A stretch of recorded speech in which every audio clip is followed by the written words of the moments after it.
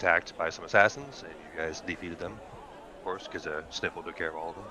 But and then you guys have to decide whether you want to take the stone back to Jarlaxle as requested, or keep it for yourselves because you guys were shown the location of the vaults, and then the last thing that Sakura saw was an old window.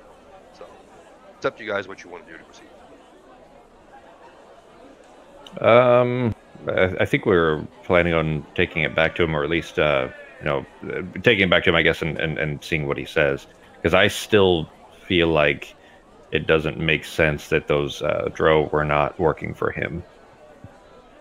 I mean, with insight checks and so on, then it seems like they weren't. But that's the only people that we've ever seen Dro with were with him, and I don't know that they were working for Xanathar and for the Zentarum at some point, and Jarlaxle at some point. Like, are these just criminals that just, bounce from one job to the next? like you wouldn't think that they would have that kind of fleeting loyalty would be allowed in a criminal organization, but maybe, I don't know.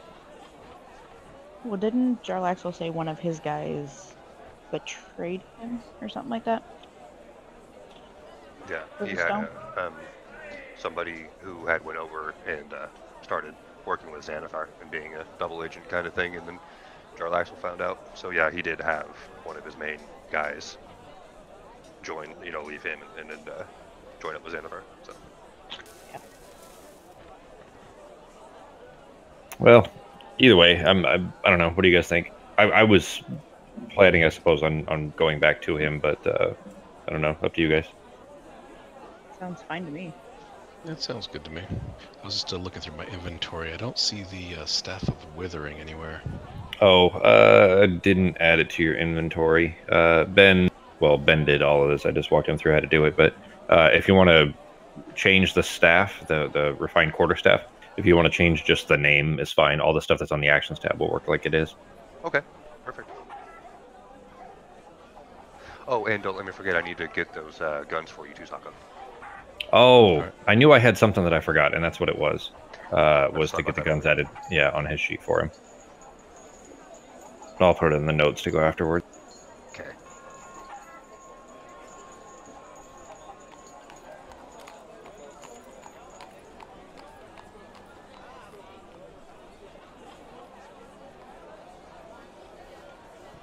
Okay, so I just changed the name, the same thing. There's the other one, +5 to it, 1d8 +2 bludgeoning. Yeah, the stats won't change because it's still a +1. It's magic now, but that's it. So actually, with the magnifying glass on the actions tab. Okay. Did it change the name on the actions tab as well, or just the inventory one? No, I actually did it on the actions tab. So. Okay. You'll need to change it in the inventory too. Well, you don't need to, but you might as well. But on the actions tab one, the magnifying glass to the right of it, it'll say name and then properties. And properties, it'll probably say versatile. 1d8 is what it says. And then, does it say anything else? Just that? No, versatile and then 1d8 parentheses. All right, put comma magic after versatile, after the 1d8 parentheses. Comma space magic or just comma magic? Yeah, comma space magic. Sorry. Done. Space magic. Like the Force. That's right. Okay, I'm gonna go change on the inventory tab.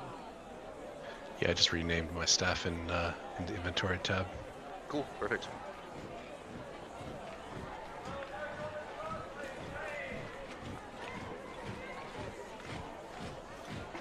Alright guys, so whatever it is that you wanted to do. Oh, and also one of the assassins, didn't you guys talk to her before you killed her off, and she said that she's been working for Jarlaxle and switched over as well too, because I remember there was one of his higher up guys he had told you before when you were talking to him. So you know of two people out of. Yeah, she said that Jarlaxle was trying to clean up his act and go straight, and then she left his work and went to work for the. I think she went straight to the Xanathar, and the other one had both a Zentarum and a Xanathar. A tattoo of the Zentarum and Xanathar identification. So maybe they're just a bunch of hodgepodge criminals. Yeah. Alright, I do see pistols in the items inventory here, G. Should I just drag a couple of those onto Sako's sheet? As long as they're the right stats, if you drop one and just change the quantity to 2. Okay. And then make sure they show up on the actions tab. as long as they're, you know, whatever the stats are supposed to be, like 1d10, and I think the range was 30-90, something like that. Yep, this looked like it was the same thing. So, yep, 1d10 plus 2 piercing. Cool. And 30-90, yep, perfect. So.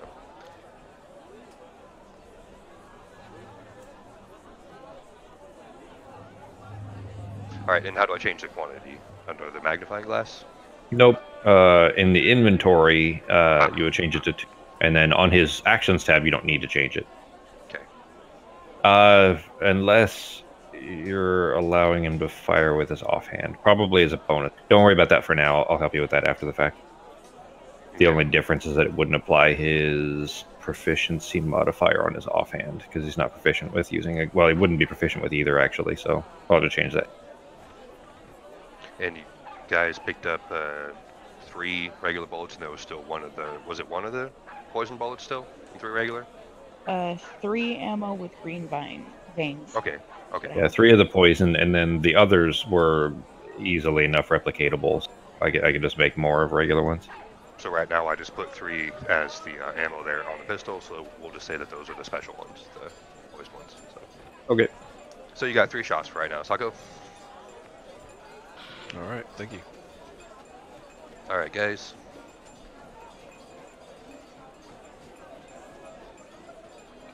So what you guys gonna do? Gonna go talk, or you just gonna head to the vault yourself?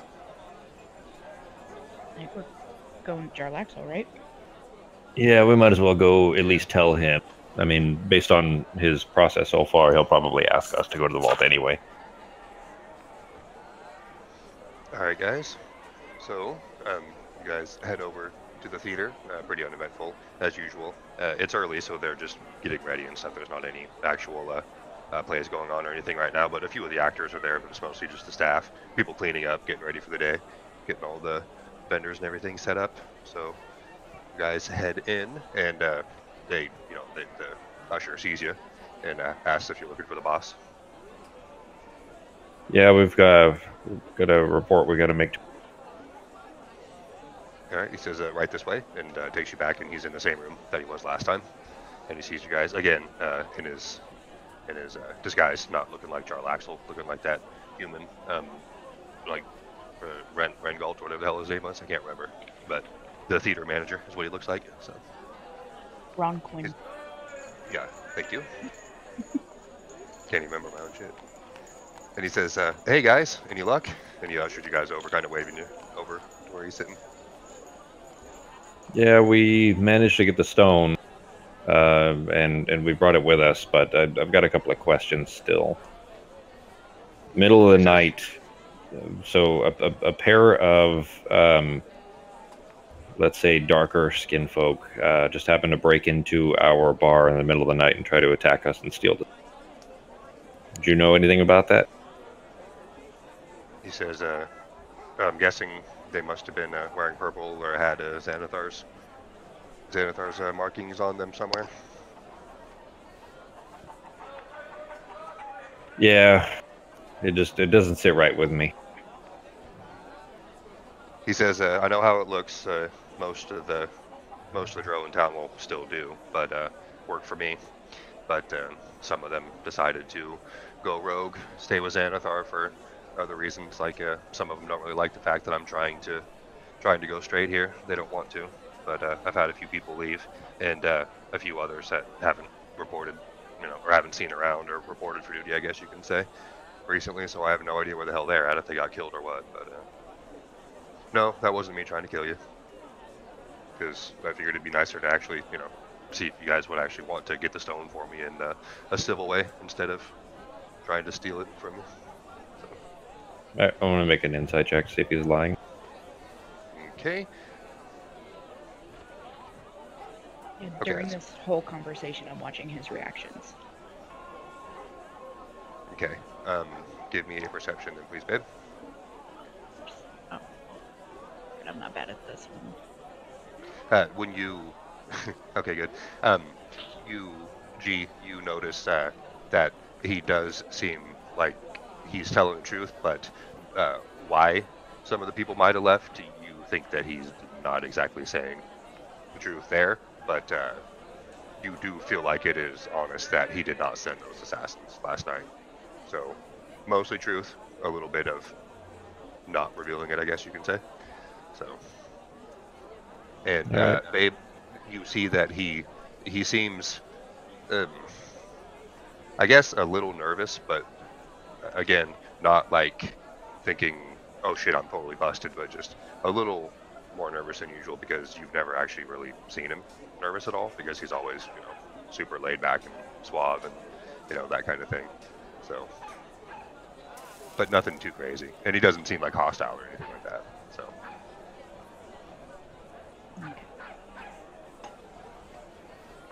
Well, we brought the stone. Although you want to hand it over to him? Yeah, just kind of reluctantly, just have it in the palm of my hand and hold it out. all right, and he says thank you, and he takes it from you. He takes a look at it. He doesn't say anything for a second. He's kind of just checking it out, looking at the patterns. He's rubbing his, kind of rubbing his hand on the stone and everything. And he says, so, honestly, did any of you guys connect with this and try to look through it?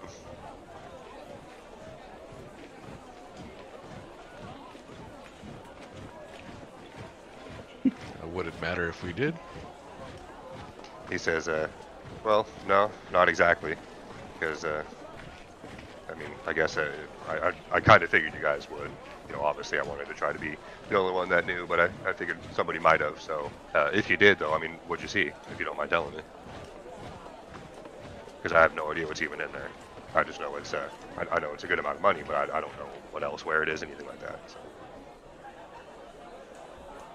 I'm gonna kind of look over to Rav and Akasha and kind of give him the stare, like, should we tell him? Might as well. All right, I'll give him some of the details, not all the details. So yeah, we saw a bunch of gold and the movement of something. We weren't quite sure what it was. He says, movement is something, huh? But I guess still with that really good perception roll, honey, that's where he seems like why he was nervous. So, and then Like he he says knew movement that is there was something in there? you are guessing so, maybe? Again, he kind of not really laughs, but almost has like that, I don't know, like he's trying to kind of be fake kind of thing. He's super subtle. The only reason that you even notice that is because you rolled a 20, because he is very suave and very subtle and hard to read. But you did notice that, though. He seemed to, I don't know, his brow kind of browed up a little bit, or, kind of thing when he said that. So you get the feeling that's something that he wasn't being totally forthright with. So, and he says, something moving. I didn't think, how the hell could something even get inside there? Because as far as I know, you can't, it's magically warded, you can't get inside there, and you actually need some keys to even open the vault physically, and you can't open it magically, so I didn't know anything would even be in there. Appears to be a guard of some kind, yeah. Oh, okay. Yeah, I don't know. I didn't think anything was even in there. All right. Did you guys see anything else? I'll kind of, again, I'll eye Rav and Akasha. Should be just kind of eyeballing them and see if we should tell them about the windmill or not. Yeah, I'm sure. As soon as he attunes to this thing, he's going to figure that part out anyway, so no real point in hiding. Alright, I'll just play dumb, then I'll say, what's with the windmill? He says, windmill?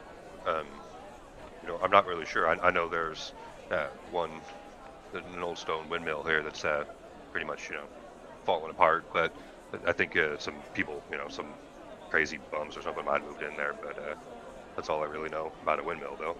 Did the stone show you that? Yeah, a slight vision of the windmill, yeah. He says, okay. Well, hell, maybe that's where it's located. Inside it, under it, something like that. So, okay, that makes sense. And he says, the windmill is, I'll have to look exactly where it is, but he tells you where what area the windmill is in. He's like, yeah, I know there's a windmill there. So. All right. I'll just kind of nod to the team. You mentioned some keys, though. I imagine this isn't the work you're intending to do yourself.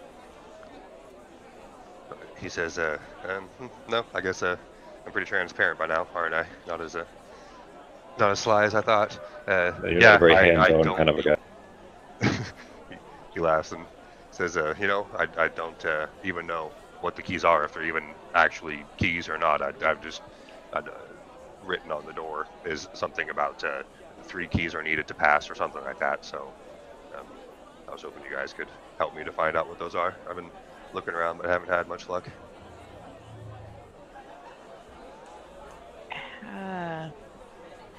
You sure you didn't know about anything being inside of this vault? And how do you know that the door says it needs 3 keys if you didn't know where it was? He says, that's just, I've heard that the door has, you know, inscribed on it, a message on it that says that, and he says, I just don't know where it is because nobody actually knew where it was until the stone. That's why we needed the stone, because it shows the location of the vault. We just know that it's under the city somewhere. Just didn't know exactly where. Do I believe that? Roll an insight.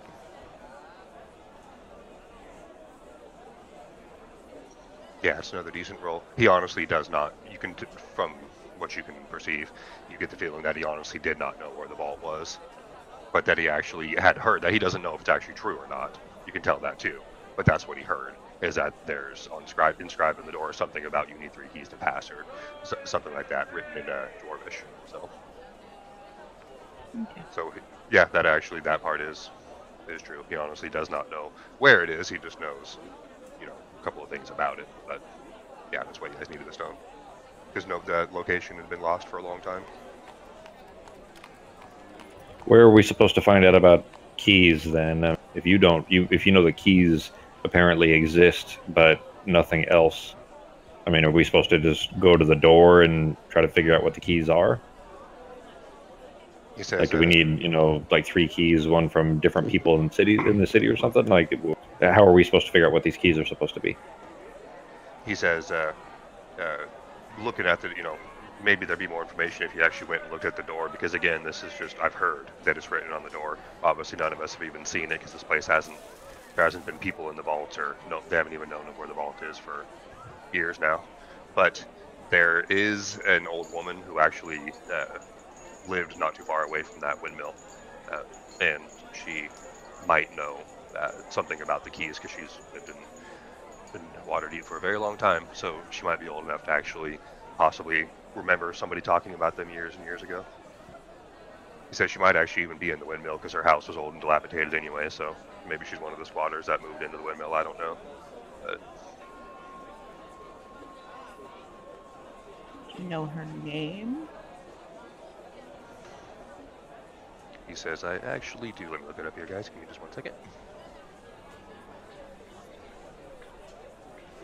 Kalain. Let me write that down for you.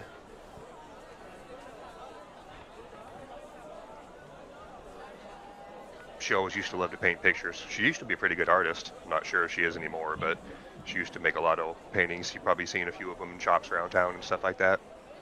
I don't know. She's pretty old, and she was already starting to lose her mind, so I don't really even know if she remembers these stuff from her past that long ago, but it's worth a shot at least.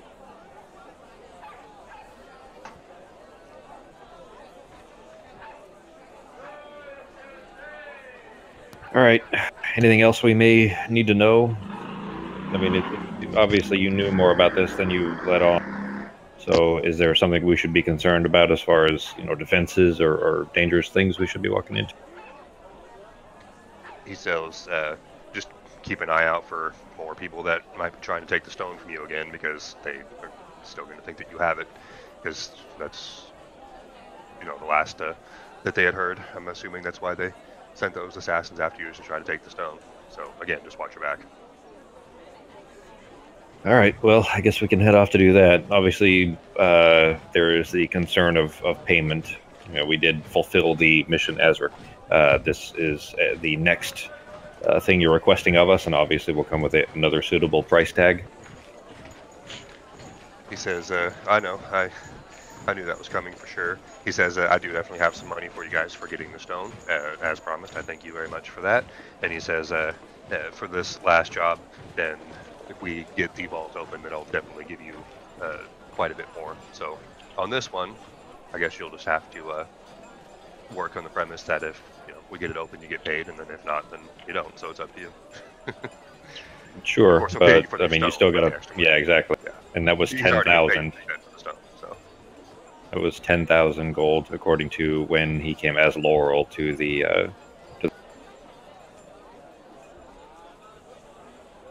Okay. Then he says, "Yep, that we can do."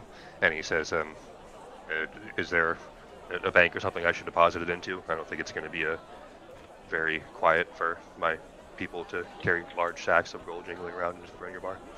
I'll take mine in money orders, please. Cashier's checks. Yeah, US checks. There you go. Your offshore account. Exactly. Your Swedish bank account. Yeah. So if one of you guys wants to let him know what your account info is, because I know at least Rav and Sako have both used the bank so far, right? Yeah. I've been storing mine in the bar, but yeah, Okay. I've just been storing them there, not at a bank. Yeah, same with mine. I forget. Was it? I know we argued about it, but did we land on whether it's not 10,000 each, right? Was it 10,000 total, and then we were splitting it up, or what? I don't remember. I thought we had convinced him to 10,000 each. Let me see Maybe if I we wrote it did. down.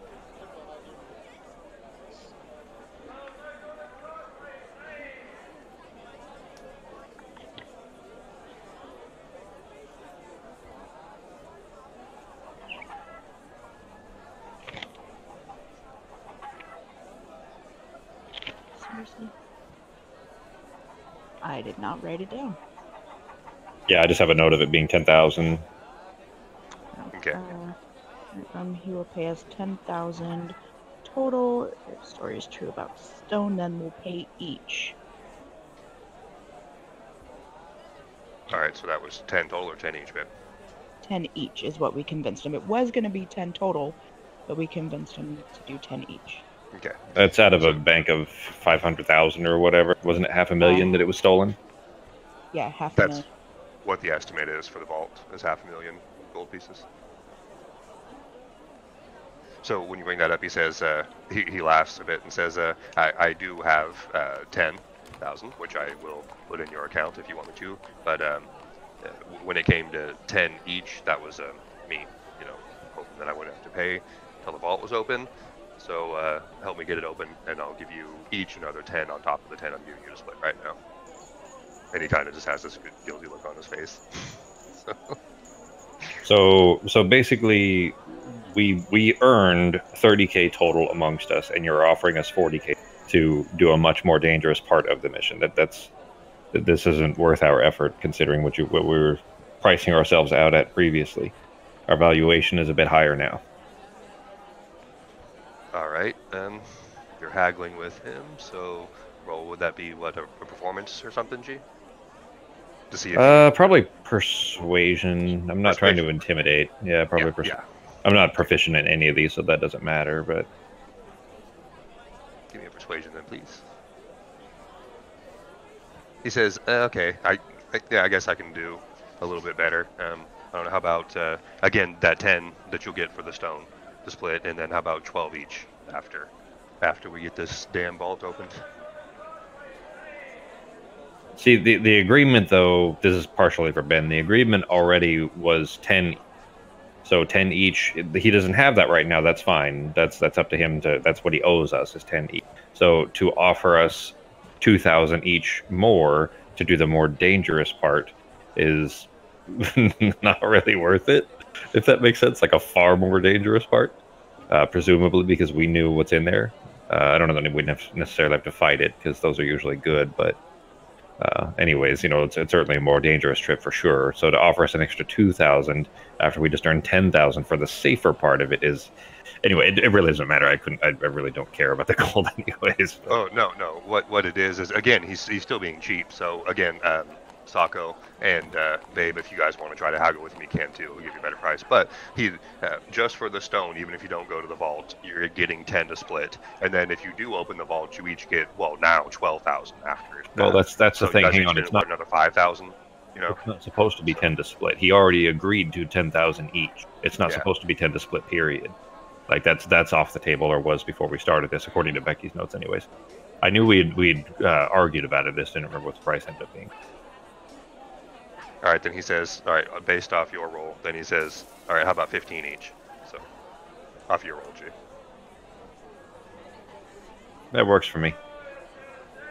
Yeah, it doesn't sound bad. Again, The 10,000 now, and then another 15 each. The 10,000 to split now, which he'd already, was already going to give, Yeah. and then the 10,000 or 15 each afterwards. So if you guys Sound want to, you can, Sako and Baby guys can both roll, but if you end up getting worse rolls than Rob did, then the total might go down. What he wants to try to give you guys, so it's up to you. Oh no, I'm AFK, good. 1 second. Second persuasion. So. I'm sorry, was that for persuasion you said? Yeah, persuasion, guys. I might give it a shot, actually. All right, G. I'll roll in the tower for the persuasion for me. Okay. All right. And Babes? No, because first off, Akasha doesn't really care about the money, and second, my persuasion sucks. Yeah. All right. And it was actually not. It was roughly about the same. So he just doesn't really budge. He says, "I don't know. I mean, I got a lot of stuff to do with that. So hopefully 15 works for both of you guys." Your roll was right about the same as Rob's, Sako. So. All right. I'll just kind of stare at him dead-eyed for a second and put a smirk on my mouth. We'll wait for Rob to get. Okay.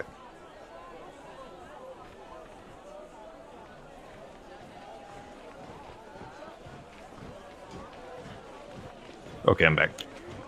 All right, G.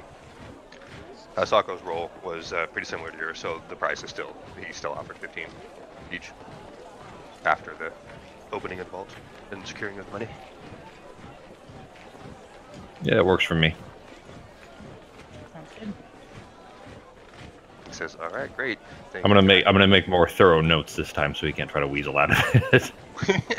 So Yeah. did I. Oh, wait, one more thing. I think you should throw a big, fat, juicy steak on there for Ghost. Because he doesn't care about money. Like He half says, a cow. He says, Stare at you actually, again. he says, you know what, that I can do. If you want, he can even have it now. Just head over to the kitchen and tell him that I said the giant fish cat can have the best steak in the house. So, because it's a, they have food there too, a restaurant there too, to go along with the theater show. So, he says, fair enough. Now, specifically, he's wanting us to open the vault for him, or just like find the keys and stuff. Yeah, he says, actually, he wants to go there as well. So he says just to bring the keys back, and then, if you guys want to go with him down to the vault, then great. He'd actually appreciate your company. And then if not, then just, give him the keys, or tell him what the keys are, whatever the case may be. So that'll be an extra 6,000 each to accompany. He says, we're gonna end up just taking the entire contents of the vault. Yeah, pretty much. You guys are gonna be jingling all the way home. He says, if you guys are brave enough to head in there with me, then I'll definitely have to pay you more, because I'm guessing it's not going to be quite as easy as just walking straight in and finding the money. So it's never is. All right, G, if you want to grab the party window. Yeah, and put it under parcel coins and then divide it again.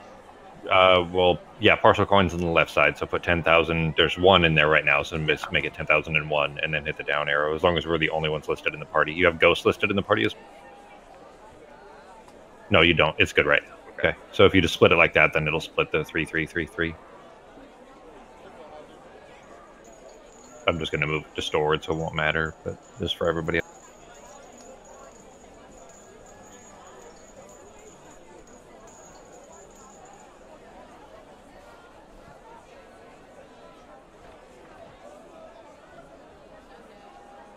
Okay. All right. Now you all have a shit ton of money on you, so we'll just obviously say that you guys stash it in your places, put it in your banks, whatever it is that you guys are going to do. Unless you guys are going to change what you're doing, because I know Rav and Akash, you guys both have your own stashes, and Sako, or Eldor, you're putting yours in the bank, right, sir? You have been your money, Yeah. and you guys going to keep it that way? Yep. Yeah. Yep. Okay. All right. Now, just think that you guys do have plenty of money in there, so if word gets out, you might want to increase your security beyond, Sniffle. Maybe get another small creature to help you guys out. That horse never showed up. Yeah, that's true. You guys And remember they weren't werewolves. They were rats, weren't they? Yeah. Yeah. They said they were. Yeah, they said they would come or might come around. Never did. So. Yeah, Kelso. I'm sure if you guys look, well, you know where Maxine is, and so I'm sure you guys could probably find Kelso too. I don't even remember who he was working for before. Actually, no, he's not working Maxine? for them anymore, so never mind. Oh yeah. He quit working for them. We made sure of that Yep. after we blew up his sister. Yeah, so I'm sure you'll probably see him soon.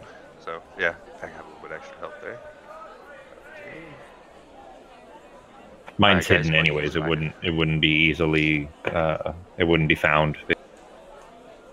The retrofitting I was doing in the basement. Yes. Yeah. Okay. And so the only people that would know would be Woody, really, unless you ended up, telling Sancho, or you let Sancho see you do something with that. He obviously Nope. saw you fortifying that, but he just thinks it might just, you guys have like a bomb shelter or whatever, kind of thing, safe room or whatever in case you get attacked. So. I mean, almost.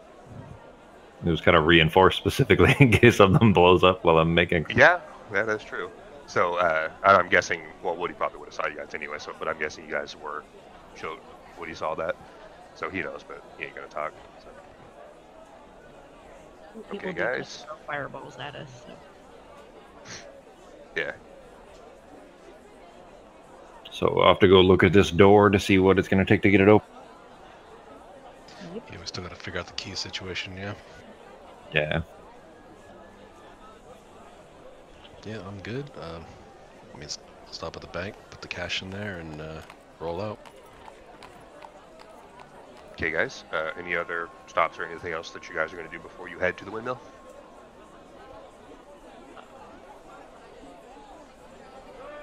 I don't think I need anything else. I'm pretty good for now. I want to run by Fantasy Costco real quick and see if he's had any luck finding a collar for Ghost. Or if Okay. he's gotten anything new in. Where was the list, Ben? Do you still have a list for Fantasy Costco?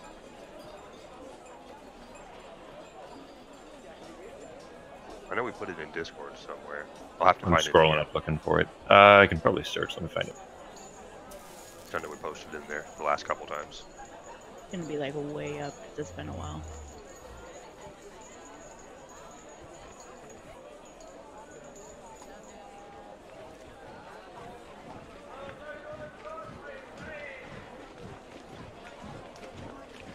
Found it. Thank you, Ben. Uh-huh. Yeah, I'll post it. Come on. Ace. And go. That's the last one that I got. Yeah, I had just found that one too. Okay. I kind of might want to buy that grappling hook, Okay. but it's just, I guess, a regular grappling hook would be, less than a gold. It'd probably be like, 50 silver-ish. So what was there something special about this one?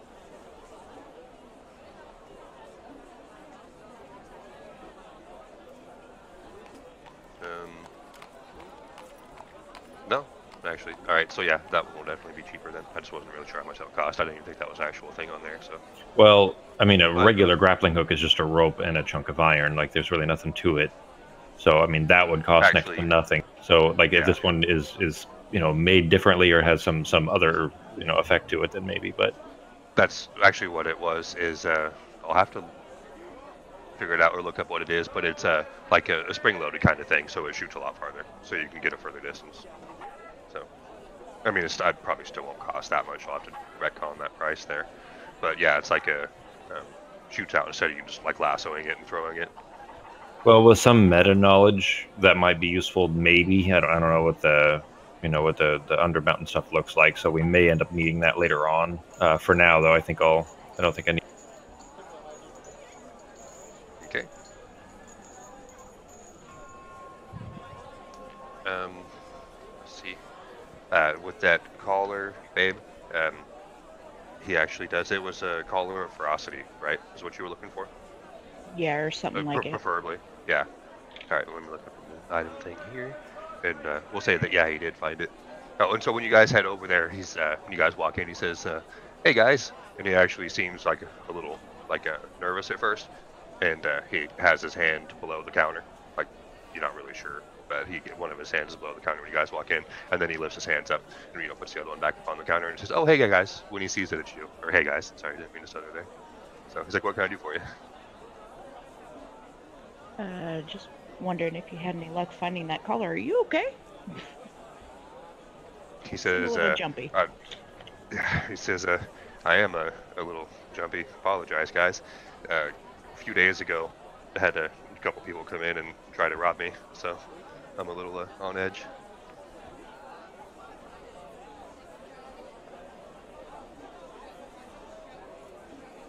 What they look like?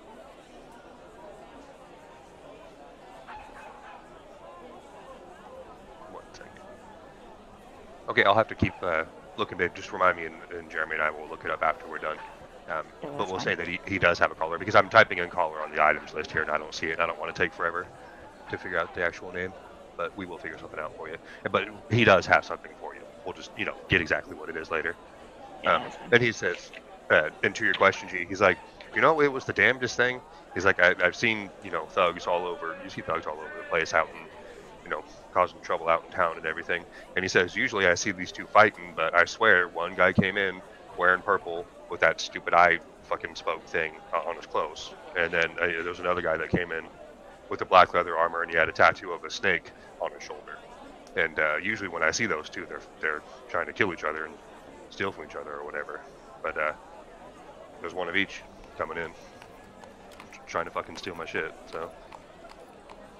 They got a couple of things, but I fended them off before they got too much. But yeah, apparently there's some working together, or those two are just friends or something. I don't know.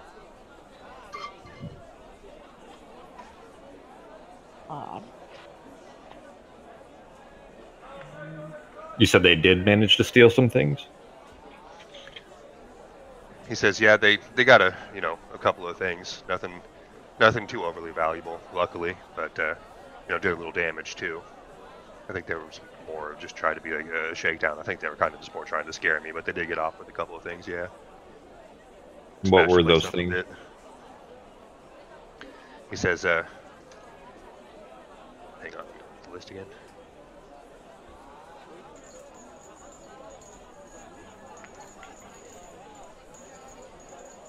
He says that, a couple of things got, tipped over and everything, but the only thing that they actually stole and ran off with is they had this jar in their hand, and I saw a bunch of like green glowing bees, so it must have been that jar of radioactive bees, because the other one's over there. So they stole my damn radioactive bees, man. I was actually about to grab one of those. You have more than one? You keep a stock of radioactive bees around? He laughs and says, I wish I could, but I don't even know what radioactivity is, so I don't know how to do it. I have plenty of regular bees. Well, I don't have those radioactive ones, but I did. I usually see. I've seen guys that look like that hanging around the taverns all the time. So if you look around, you might be able to find them. I don't know if they still have the jar or not, but if you do, kick their asses and bring it back to me. And hell, actually, if you do that, I'll give it to you for free. Just bring it back to me so I can see it first. Got anything new? He says, yeah, actually, I know you were asking about a collar for that giant fish cat of yours, right? That barks like a dog? And the prehensile tail. Yep.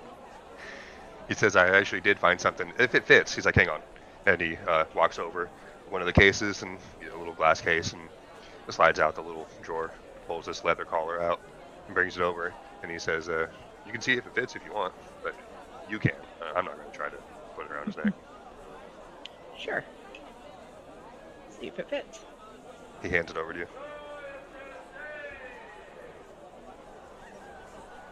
Try it on him. Oh, yeah. I'll see Okay. if it fits. Yeah, sorry, babe. And yeah, so you put it on him, and it seems to fit just fine. So, and he looks up at you and kind of has this look on his face like, why are you fucking putting collars and stuff on me? He hates it when you put stuff on him. I know he does, but it'll help. How much for the color? He says, that one's going to cost you, let's see, you know what, babe, I'm going to have to tell you that later, too, because obviously I don't want to tell you, a price and take That's your gold fine. and then have it be too much or too little. So he does tell you the price. You do the transaction, of course, and you just figure what that is and exactly what it is later. So, and he says, so you going to take it? Yes. Yeah, I'll take it. Says, great. Thank you very much. And he looks over at Ghost and says, you're looking fly there, my man. Looking fly. He barks. And he says, I should pretty soon. I'm going to be having these little, I don't even know exactly how to describe it, but they're these little things, and kind of, for some reason, I don't know why they're shaped like bananas, but they're little ones, handheld things, and if you talk into one of them, you can hear the voice coming out the other one. So there's actually should be a set of 3. So I don't even know exactly what to call them, but you could like talk to each other long distance instead of having to send letters. So Do they come on a 3-pack? He says, yeah, I've got at least 3 coming in, so maybe 4. I'm not really sure, but that should be coming in any day now. So I thought you guys might be interested in that. Yeah, set some aside. We're coming back and get them. Hold 3. Says, cool guys. You got it. Maybe 4 if it's worth like surgically implanting one in Ghost Dog. Get attached to the gun saddle. There you go. Yeah, there you go. Perfect. He says, all right, then I will hold, well, if I get all 4, I'll hold them, and if I only get 3, then I'll hold those 2. So, check back with me in a couple days, guys. All right. Sounds good. Mind if I pick up 2 items? Whatever you need, sir. Basic jar of bees for now. I'll figure out how to make them radioactive later. And the select pen for intimidation and vaping. Okay.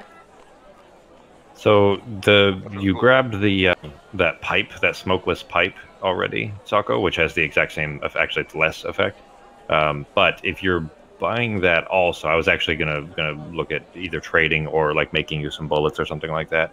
If you weren't going to use the smokeless pipe anyways, because I'm proficient with it, but proficiency plus advantage would be huge.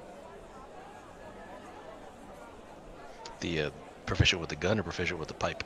No, with the pipe. So the guns I won't use. Those are for you. The pipe, if you're not going to use it, especially if you're buying that select pen. Also, that select pen does the same thing. It's just once a day, sure, but we don't need it very often. But it's persuasion and intimidation versus just intimidation. So. Yeah, I can give you the pipe if you want the pipe, because I could just use the pen. Yeah, that'll work. That works. So yeah, 1 jar of bees, please, non-radioactive, and a select pen for ultimate coolness. He says, all right. Gotta buy it while it's hot before it gets banned. He says, yep, thank you guys very much. And he says, you know what, Eldor? If you do, since you're buying that select pen from me, and if you do go grab that jar of radioactive bees for me too, then I'll just give you the regular jar of bees on the house, for helping me and for spending plenty of money here with me. How does that sound? That works. We'll keep our eyes open for the radioactives. He says, I appreciate that. So, 800 for you, please, for the pen, sir. And the jar of bees on the house. Alright, let me get a calculator out here.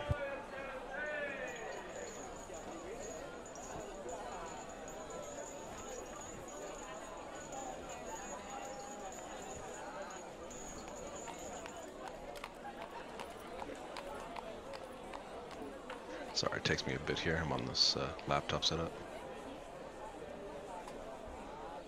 No problem. All right, drops me down to 3316 GP. All right, and then do I add this manually into my inventory, or? With those, you know what? Just remember that you have them, so you can use them if you want to. Because like with that pen, you can just use the advantage or whatever. But with that, should we actually make an item for that G, or just remember? Yeah, You know. just in his inventory tab, just click the click on a line, hit enter, and type in what it is, and then I'll put it on my notes to add it to his actions tab. Okay. I just added the 2 items in my inventory called Jar of Bees and Vape Pen. Okay. Cool. Then yeah, we will get those added to the. I wrote that down too. We'll get those added to the actions tab as well. So, but you can use those for now. Obviously, you know what the vape pen does, and the jar of bees is going to be a good distraction, kind of like how you used to be able to do with Toki and stuff when you were. Yeah. So we'll just use that. You can use that as a distraction, and then obviously if your animal handling is good enough, you can get them to go back in the jar, so you can use it more than once potentially. Keep Would that be eyes fair, out G? for Macaulay Culkin. I'm going to save it. Keep those away from him. He's allergic. He got all B's in school. All right, you guys are stocked up now. Dell says, "Can I do anything else for you fine folks?" I don't think so. I think I'm good. All I'm right, good. Guys, he says, "Thank you."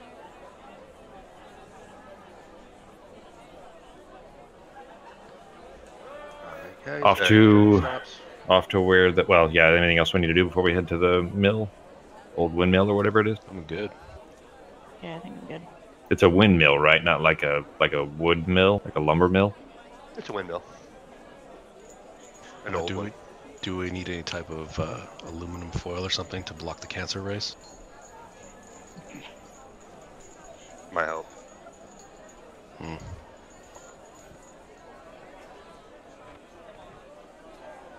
Okay, guys. Let's go.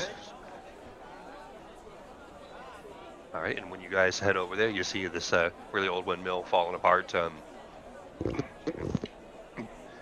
Jarlaxle had told you when you guys were there before that it had been not even really used, you know, like as a windmill for grain or anything for about a century now, but people have been using it to live in it, you know, in and out. A few people obviously have lived in there and stuff. And he thought that that crazy old lady might be in there. So, when you guys see the windmill in the distance, are you going to walk up to it, or what? Let's You don't scope see the outside anything, of it real quick. Yeah, I mean, if there's nothing obvious around the outside, like there's no people going in and out, anything of that sort, anything that looks suspicious. If not, then we can go in. Yeah, when you guys look, you don't even see anybody, you know, too close to it or anything. It's just kind of out of the way, you know. And there's nobody going in and out of it. There's nobody near it, anything like that, just from what you can see. So, you don't see any movement. I'm gonna have Alright. Ghost walk up to the door and see if he can't smell anything. All right. Excuse me. Perception with advantage, please, since he's different.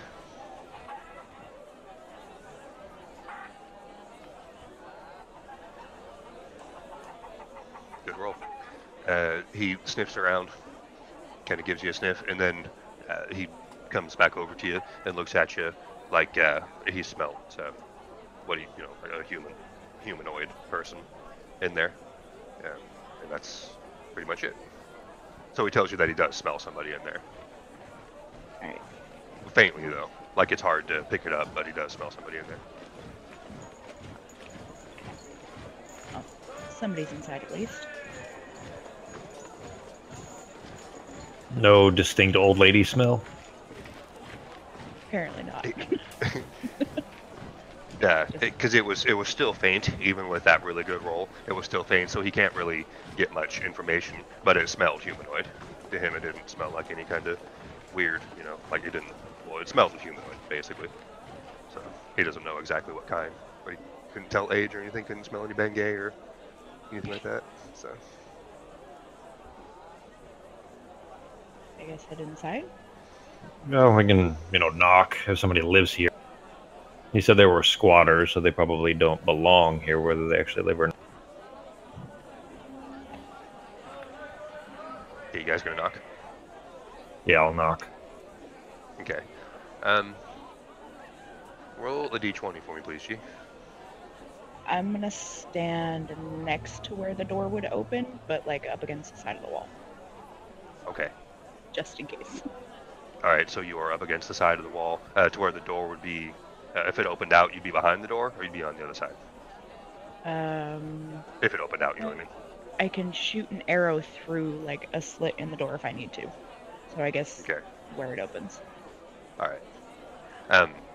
All right, so you are posted up there, and when you knock, you wait, 10 seconds, whatever, 30 seconds even, and you don't hear anything, any footsteps or anything.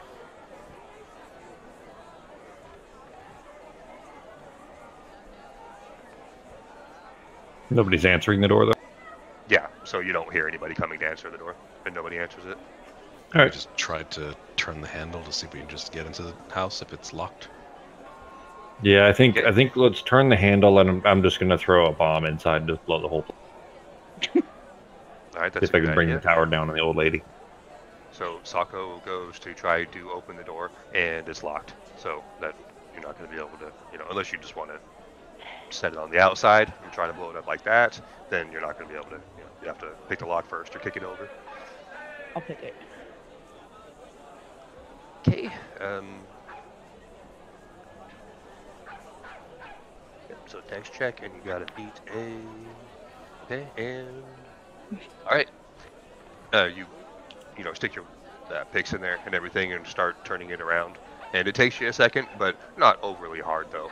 So it's not anything too ridiculously hard, and you do hear a clicking sound after a second. Sweet. It's unlocked. I'm gonna smash the door down and yell, "Police, open!" Hands in the air. This old lady's been cooking meth. Probably. Walter White style. Windmill's just a front. It is. Being an old lady's just a front. She's actually three midgets in an overcoat, in a shawl, or an Afghan, whatever those old lady wrap things. Yep. You guys can smell chemicals, and there's an RV parked in the back. So I think it's time to go across country. All three of these midgets are in tighty whities. Yeah, they are. Science, bitch. Alright. That movie comes out in a few days, doesn't it? It's definitely soon. I think so, and if not, then it's like early October, so it's not too far away. So. All right. So, do you guys actually when you open the door? I'm assuming you opened the door. Did you, or no? Yeah. It's on. Yeah, we'll step inside. Yeah, we'll go inside. And I'm assuming you actually don't announce yourselves. You just step inside. I think we will. I think as soon as we step inside, I'll just yell that we're looking for somebody. Okay. And you yell, and you wait for a second, and again, you don't hear any footsteps or anything, so you don't get a response. Oh, actually, now that you guys stepped inside, hang on, I got a map for you guys.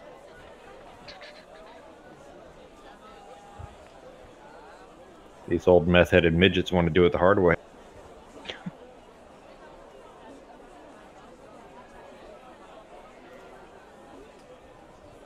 Incoming, and I'll drop you guys on in just a second here. Yay, no errors or anything so far. So last week and this week so far, it's been fine. Good. Since we made a couple of small changes that hopefully have been fixed. Did you mean to have it unmasked, G? Nope. But this actually isn't an overly important map anyway, so I guess it's not too big of a fail. But Okay. I just actually wanted to have, since there is a map, I just wanted to use it because it's always more fun that way, of course. So. Sure. No, I didn't even think about that. So we're in a room that, I mean, we're without meta-knowledging it, there's, a wall there that goes through to, but we came in through this door, and this room doesn't have any other doors. Just it looks like 3 windows. Oh shit, I'm sorry. So you guys would have come in over here. Yeah. I Okay. didn't notice that one didn't have a connection, so. I wasn't sure if it was supposed to be a secret wall there or something.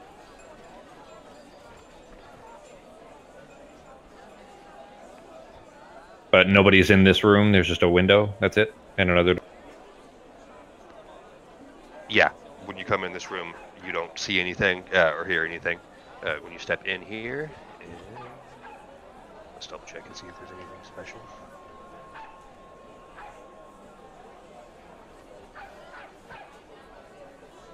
But no, there's nobody in this room.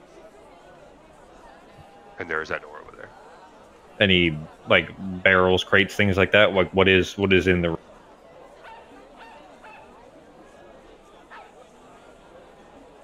right.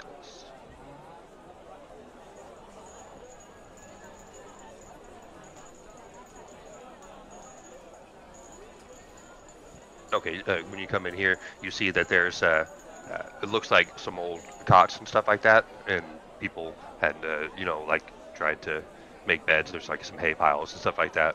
So it looks like this is where people had been sleeping at one time when you step in here, but you do not see anybody in here though when you come into this room. This must be where the squatters were staying then. How's this door? Is this door locked? Let me see.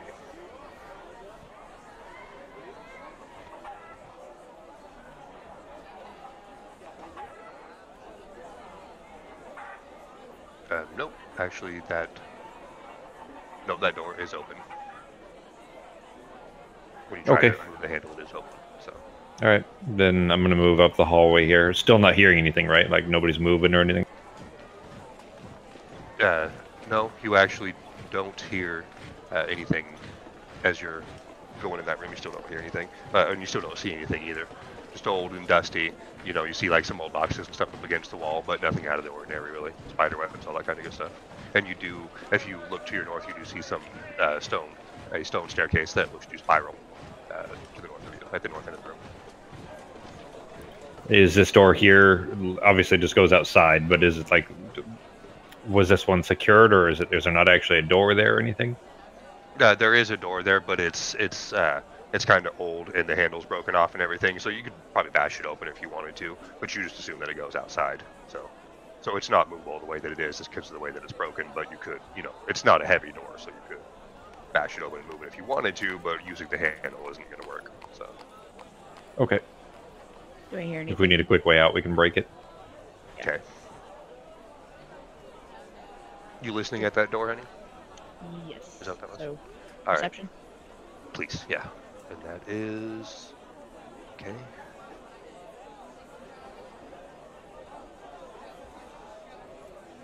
Alright, let's see. You do not hear anything.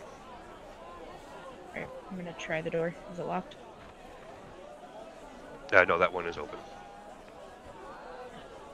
I guess I will step inside and see what I see. Okay. And when you open that one up, you also see, similar to that first room that you guys were in, bedding, that kind of stuff. And there's like an old desk and everything in there. And again, cobwebs and there's some mold growing. There's some broken in roof shingles because again, this place is old and there's a few places where there's holes in the roof. And some bird crap because obviously flying over and no roof to protect it. So, but nothing seems out of the ordinary though, and you don't see anything moving. So. Alright, what shape is the desk in? Like, is it broken or is it okay? It's still in decent shape.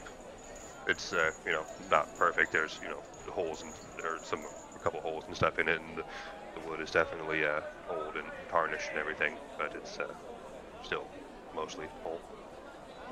Well, I'm guessing not, but is there anything in it or on it? When you look, you don't see anything on top of it. Again, just a layer of dust and all that good shit. But look inside the drawers if you want, and give me a perception, please, or an investigation. I'm sorry.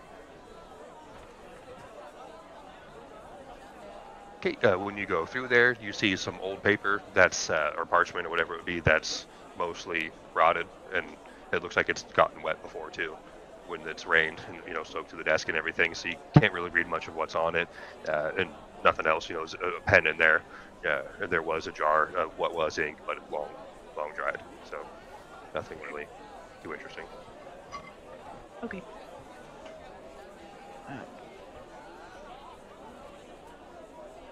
And is that a door? There is one to your north, yes. Guess I'll try to open that one. Okay, it is not locked. Open it up slowly. Open it up. You don't even really see anything in there. There's not even any beds or anything in that room.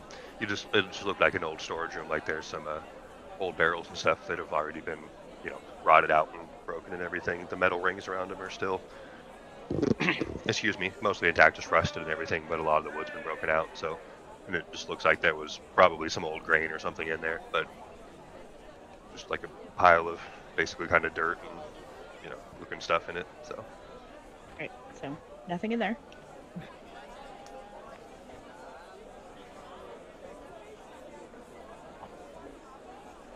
We're still not hearing any movement, anything anywhere in the No, you're still not hearing anything yet.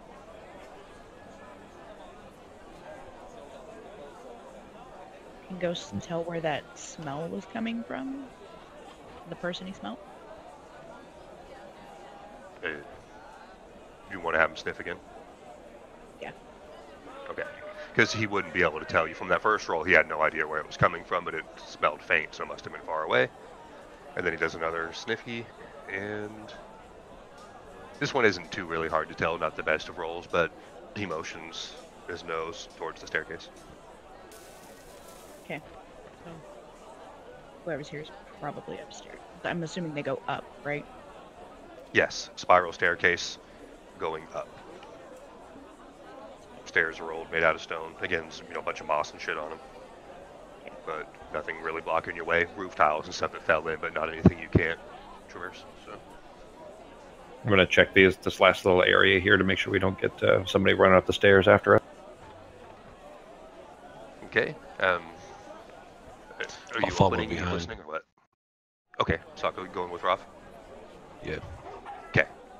And G, are you listening or opening the door or what? I'm just gonna smash it down. All right. And that one doesn't really give you much trouble. I mean, you can just kick it right in. Again, they're old and it's not really in the best shape anyway. Wooden door. And in that room, you see that there is. Are you stepping in? Okay. You see that there is a door to your left and then a door to the south of you. Basically right on the other side of where that other door was. So. Similarly, just breaking both of these open if needed. Okay. And when you bust that one open, you just see a very small room, and it's not even really much of a room because there's just a big hole in the floor, which takes up pretty much the whole room, and you can't really see down there, but it smells really bad. Yeah, it looks like it's supposed to be a water closet anyways. All right, this one. And that one is.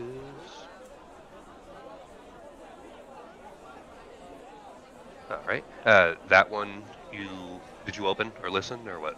Nope, just smash. Okay. You open it up and you take a look around. And can you give me a perception check, please?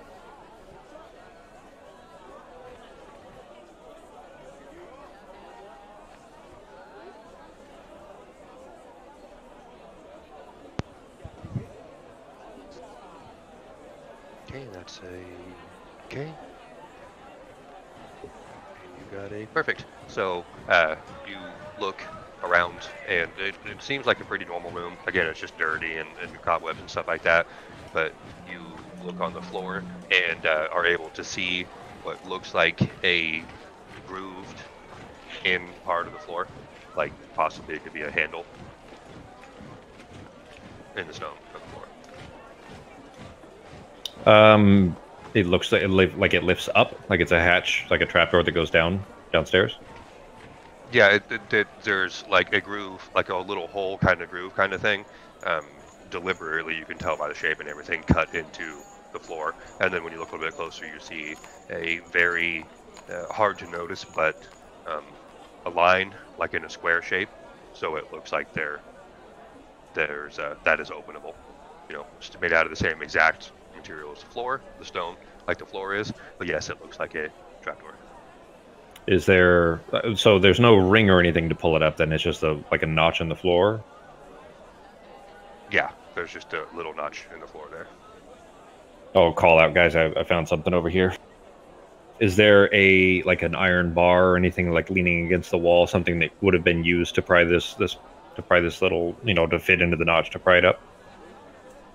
Not in the room that you're in, or in that room that you're looking in, but in the room that you are in, you turn around to look behind you, and you do see that there's a piece of like a 2x4, or maybe not exactly 2x4, but a piece of wood, like a beam from the ceiling. It's not super thick, that had fallen down, and it looks like it might actually fit in that groove. Just hope the wood's not rotted too much, and that you can use it to pry it. Okay. Guys, looks like there's a hatch or something over here. I'm gonna take a look. But first, I'm going to disguise myself as Captain Stag. Okay. Ghost stay by the stairs and kind of stand in the doorway, I guess. Okay. All right, and you put your hat on, and you look like the captain now, G. Okay, and then I'm gonna grab the wooden bar or whatever and try to pry this open. Okay, so can you give me a strength or an athletics?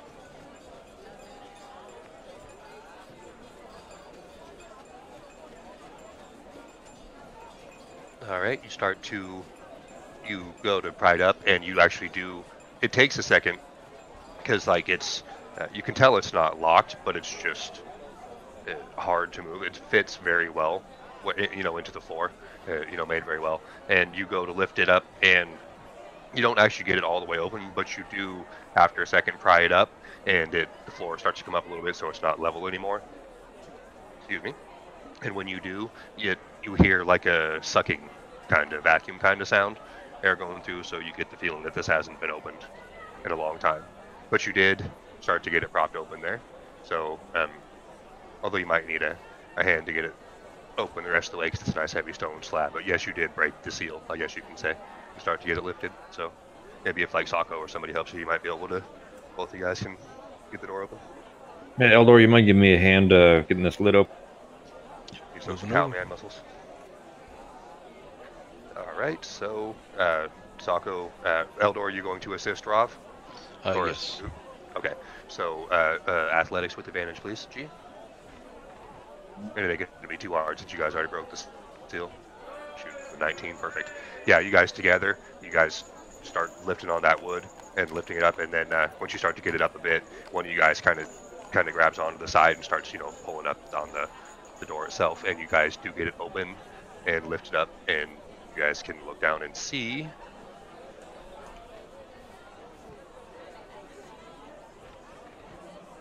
Okay, you guys see a staircase. So I thought it was so it's not a ladder, but you guys look and see a stone staircase, and looking down in there, the only light that you can see is just from, what's coming through the windmill, through the holes in the ceiling and everything. You see a staircase in front of you, and it smells like very dank in there. Again, like it hasn't had fresh air in a long time. So. And still no sounds? Like we're not hearing anybody rushing down from upstairs? Nope. Like we've yelled, we've smashed doors, we've made it clear that there's somebody here, and there's definitely an old person up. That she doesn't smell dead, right? Like Ghost didn't smell a dead old lady, he smelled regular old lady. Well, I know it's hard to tell. It's very distinct. There's a thin line between the two, but. But okay, actually, the first smell he couldn't tell it was just humanoid. The second smell, he does kind of give you a look like this one smells old but alive. So she just doesn't care that. I mean, she's probably she's a squatter. Then she could just be trying to hide. Sure, nobody seems to notice or care that we're making a bunch of noise down here. Or she's deaf. You guys still haven't heard anything. So and Ghost hasn't looked over at you guys and motioned that he sees something coming yet. So. Or even hears anything out of the ordinary. So. Well, I don't want. I guess we probably still should check on her at least, anyways. I'm concerned that we go down here and then somebody tries to close this hatch behind. But if she's really old and it's too heavy, then I'm not so worried about. That's when if we secure the other door, go lock the first door that we came in by, and so on, so that nobody can come in after us. At least not easily, anyway.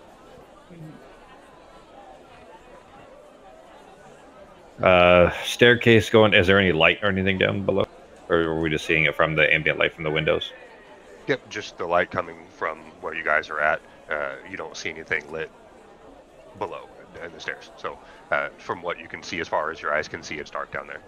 Just again, As far as this will probably be a long shot, but as far as the kind of style of the masonry on the walls and everything, does it match Eldor's? Like if Eldor looks down here, does it match what he saw? When you guys start looking down the stairs, you see that there is like symbols and stuff on the wall. The architecture is immediately much better down here and not damaged through age like this windmill is. So stairs are very. Does it resemble what Eldor saw though? This seems to be the vault basically, as far as we can tell, right? From all the stuff that Eldor saw was just actually inside the vault itself, I guess you could say, where the actual money is. He saw the money, he saw that gold scaly tail, and then he saw the windmill from the outside. So he did not see this vision. Okay. So these stairs must go down to a door, and then that door is where the keys.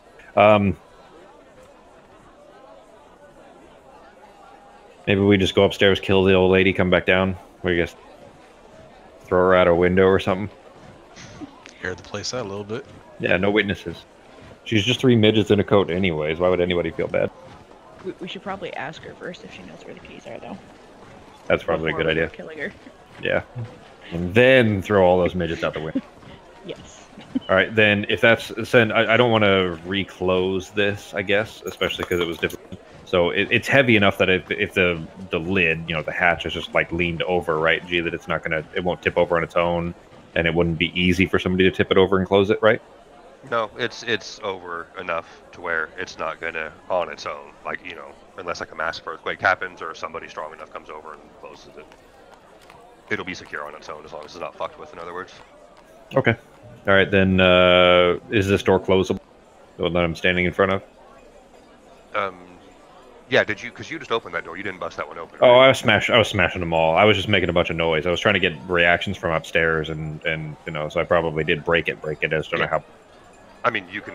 I don't know. You kicked it through, I'm guessing, and maybe stuck your hand through and got the handle from the other side and pulled it open or whatever. So you can look through it, but it's not completely smashed to bits, though. All right. It's already old, falling apart anyway. So I mean, look close. Yeah, you can look through there, but just walking by, you'll just like, that door just fell apart again. Another piece of wood fell out or something. So. Okay. Well, then I'll close it, semi-securely anyways, and then we can all head upstairs, see if we can talk to this. All right, guys. So you guys can just go take her life alert bracelet away and then push her over. Push her down the stairs. Just leave. I've fallen and I can't get up. That's right. No Geritol for you, biatch. She should have been taking her glucosamine. So you guys walk up the stairs, and okay, are you guys going upstairs? You said you were going to. Did you actually go?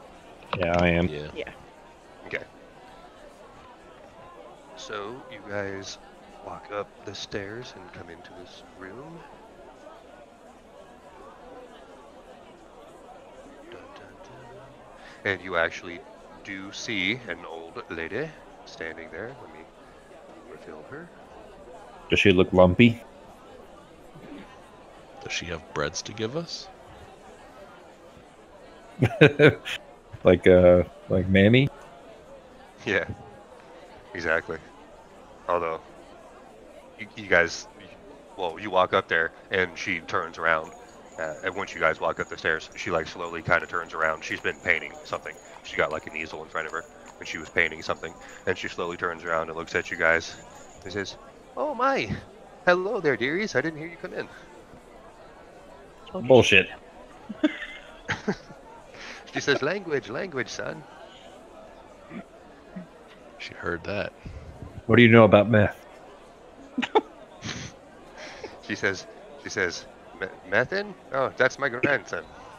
I love it. Great, now we just look like a bunch of tweakers looking for a fix. I don't know if this is I don't know if this is on purpose, G, but you do have her listed as hostile.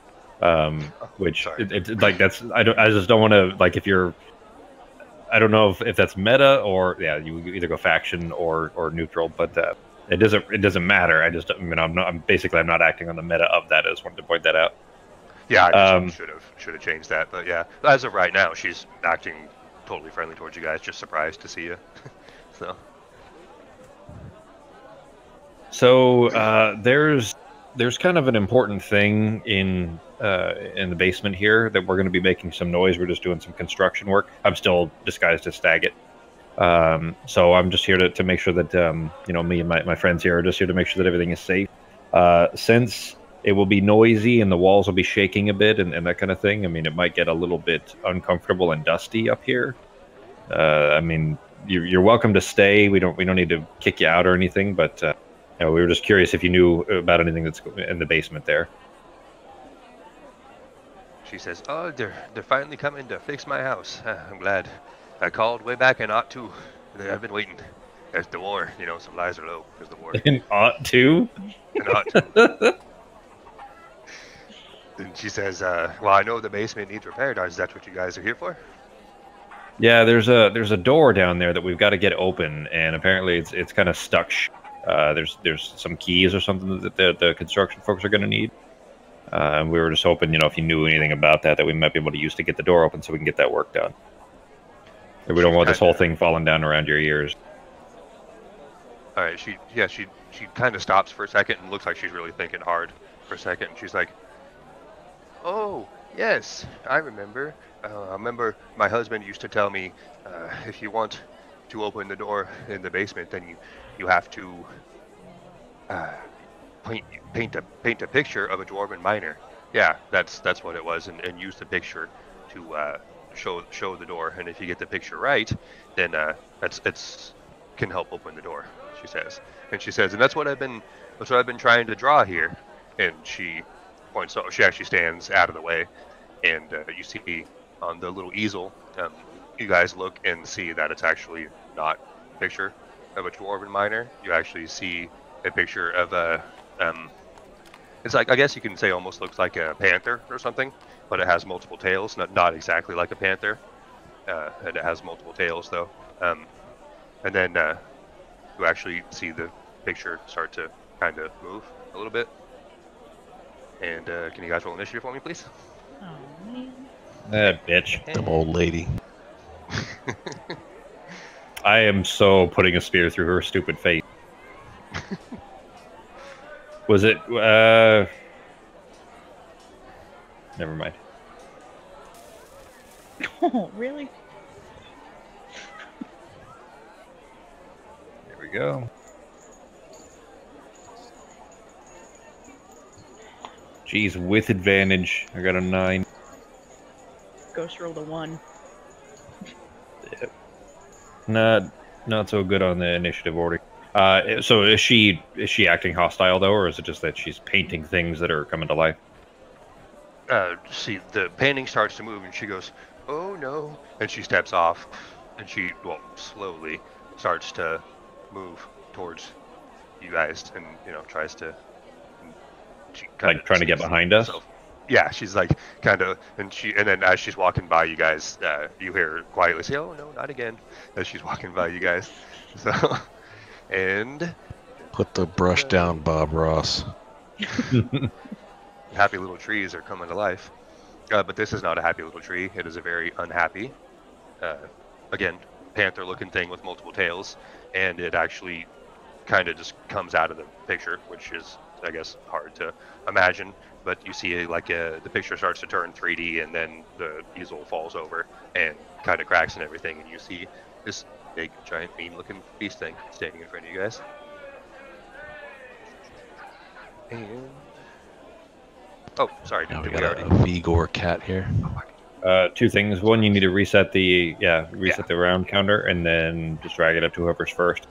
I mean, if it's a Kashor, if the old lady is in initiative, then her too.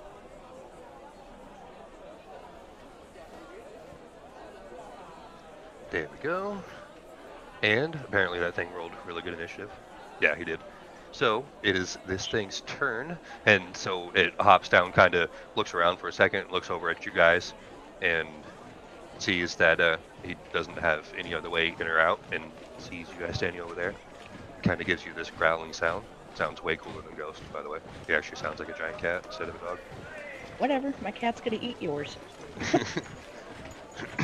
This one's got multiple tails and tentacles coming out of its shoulder. It's way cooler than Ghost. Oh shit, and he's got 6 legs too. Can we just, like, maybe we befriend this one and we'll just be the displacer beast bar instead of Ghost, and we can just, you know, get him to the SPCA or something. Yep. Hang on, I'm gonna see if I can grab a picture of that. I'll see if I can find one real fast. And yeah, this is Probably in the NPC Displacer record. Beast.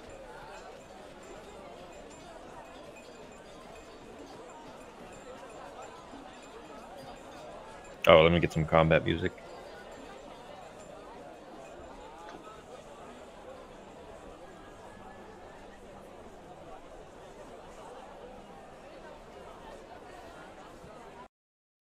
That is what you guys are looking at.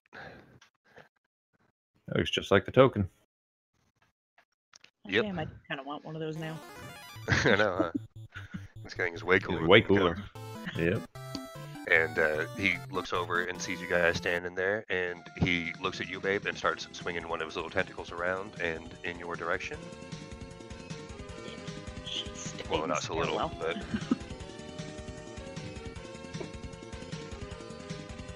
And he hits you.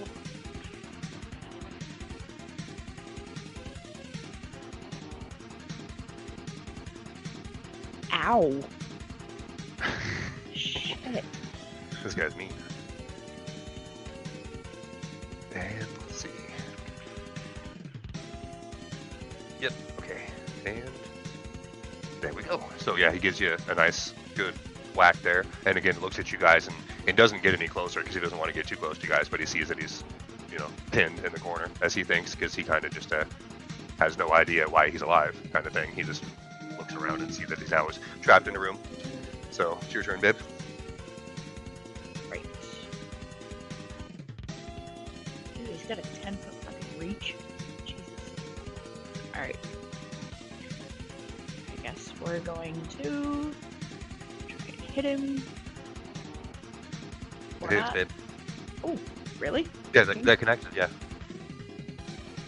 Alright. There, and then... Alright, so if I move, he's gonna get a opportunity attack, right? No, actually, well, let me check his range, because I think you are... Yeah, you'd be 5 away, so let me double check his range here. Give me a second. No, she's 10 away. Okay, then no, you don't have a... You're good then, man. Well, so hang on. So if he hit her already, then she is within his, because he didn't, unless he moved towards her and then moved back, which would have provoked opportunity from her.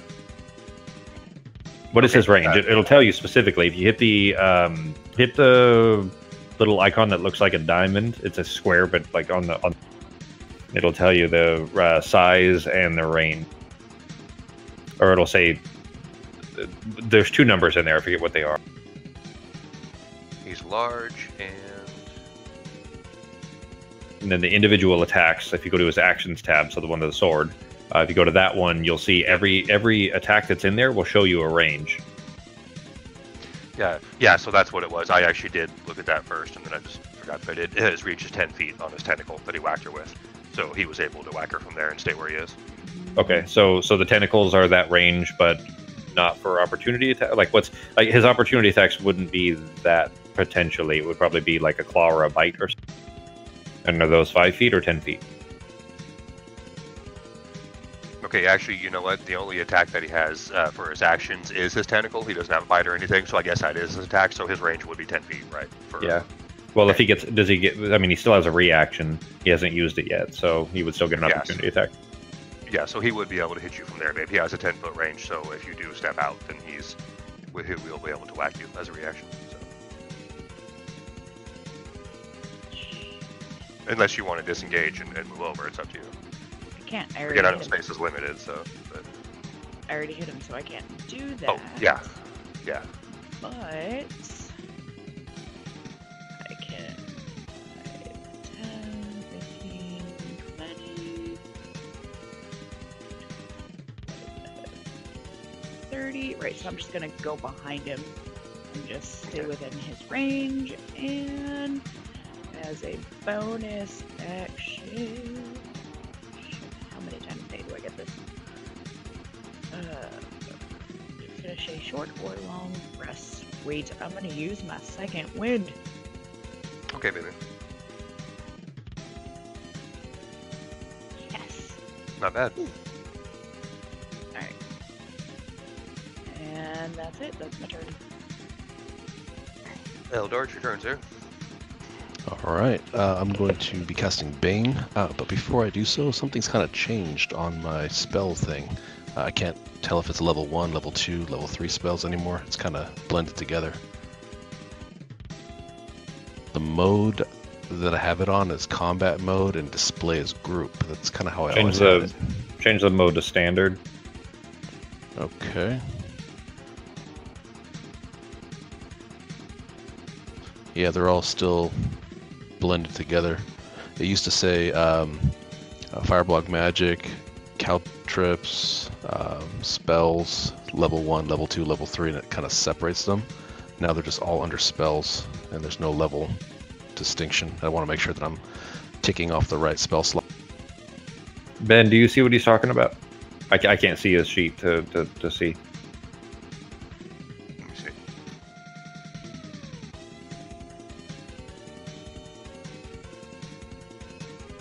Yeah, everything under his spells list is just all one big list. There's no level separations. Is that what you're talking about, Sako? On your actual spell list? Yeah, yeah. Bottom part of your inventory, or your action tab? Yeah. It's all Okay. alphabetical order, A through Z, and I don't know what level is what, or what spell is what level, sorry. All right, we'll have to figure it out afterwards. In the meantime, if you know what spell, or well, if you're looking for Bane, for example, then look at Bane, hit the info button for it. It'll tell you what level it is, and that you can use it to mark it up. You do remember, though, you do have that staff, though, that one of the effects on the staff is an empowered version of Bane that doesn't take a spell slot, and it's more powerful. Yeah. Yeah, it does use all 3 charges too, so Yeah. yeah, I'm just gonna cast level 1 Bane like normal. Okay.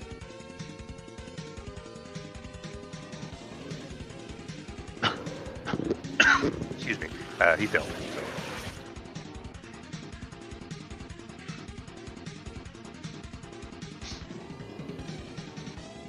Woohoo!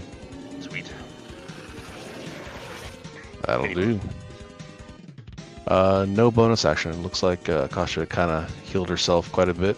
Just judging from looking at her, how bad is she right now? She has, let me see, I think 9 missing out of 32. Right, babe? I'm only down 6. No, down 6 out of 32, right? Yeah. Yeah. So, Okay, so she's not super wounded then. She's not like bad. All right, for now then, I will just scoot over here to block the old lady. okay. And then I'm gonna whisper over to her behind my shoulder, put the brush down. She actually already did drop it. It's actually sitting over by she dropped it when the painting started to move. So, G, it's your turn. I am gonna get to stabbing. I guess there's just the 2 tentacles, right? Yeah. And on its turn, it only used 1. Yeah. All right. I guess I'm going to be stabbing for the neck then, probably. Just trying to. I'm going to move over to the side a little bit here just to kind of stay within its range for sure. But it has already acted, so I won't get that.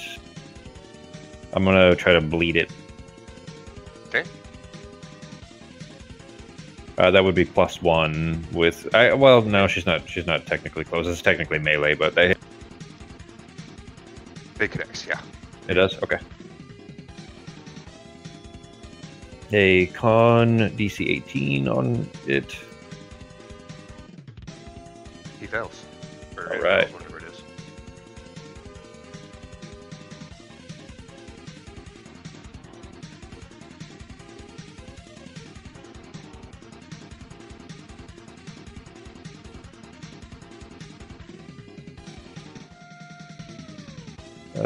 There we go. And I'm gonna just try to martial strike. Missed. Damn. That is it for my turn. right. Alright, let's see.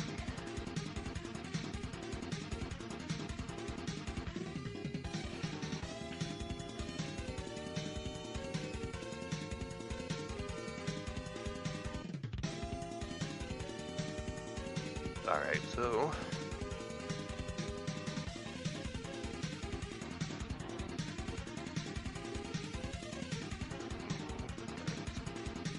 sorry, I'm just looking at all the stuff that the old lady has.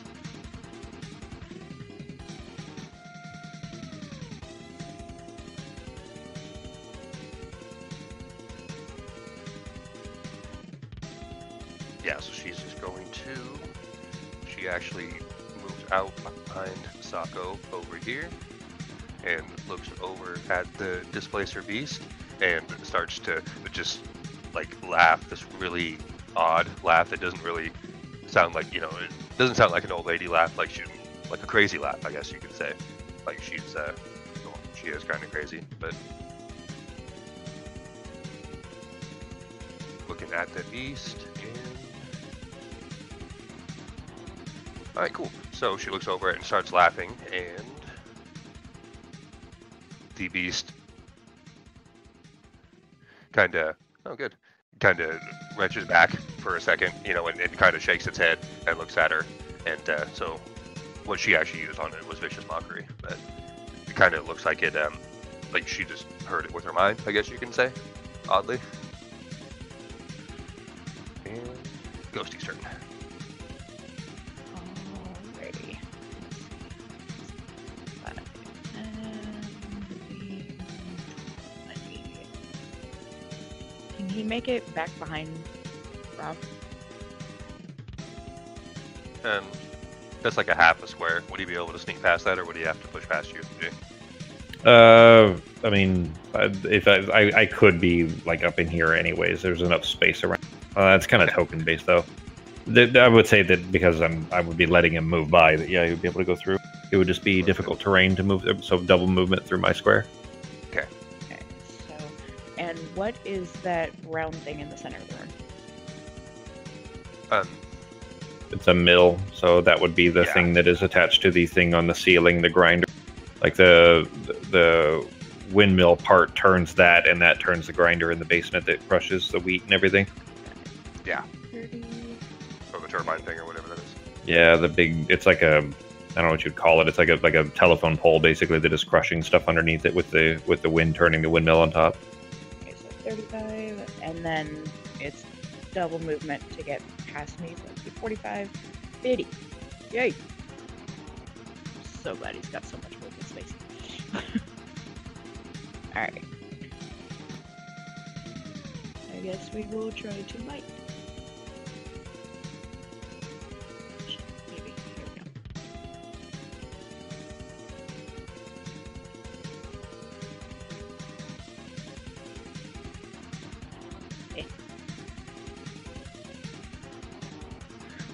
Yep, and it hits, and yeah. So, nice little bite on him. Yeah, that's it for his turn. Okay.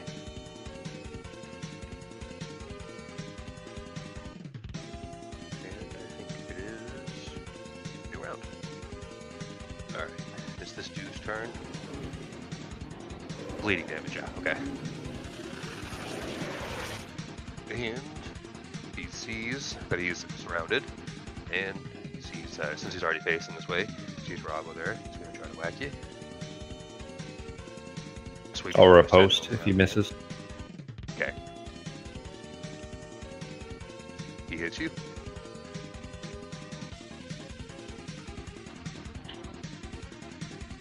Bam. And yeah, it's not really anywhere he can go, so he's just looking around at you guys still. And Natasha. Wait. Oh, you know what? He was supposed to have disadvantage on that. Should I roll that attack again, G, and see? Because the vicious mockery, he was supposed to have disadvantage on his next attack. Yeah, just re-roll it and see if you miss. Okay.